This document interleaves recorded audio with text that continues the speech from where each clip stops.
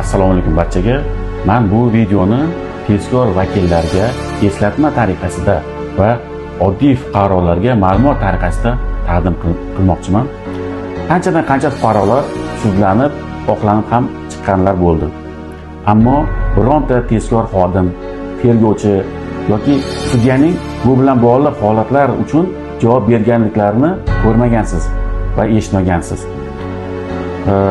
Mana Jinoyat kodeksining 230-moddasi aybsiz kishini javobgarlikka tortish, 230.1 moddasi dalillarni soxtalashtirish, 230.2 modda tezkor qidiruv faoliyati natijalarini soxtalashtirish, 231-modda adolatsiz hukm yoki qaror chiqarish, 234-modda qonunga xilof ravishda ushlab turish yoki hibsga olish, 235-modda qiynoqqa solish va boshqa shafqatsiz, g'ayriinsoniy yoki qadr-qimmatni kamsituvchi muomala hamda jazo turlarini qo'llash. 236-modda esa tergov qilishga yoki sud ishlarini hal etishga aralashish kabi moddalar bor. Bu jinoiy harakatlar uchun javobgarlik mavjud. Lekin bu moddalar kamdan kam ishlaydi, deyarli ishlamaydi ham.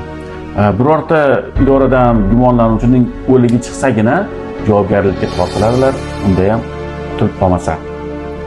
Salomat bo'ling.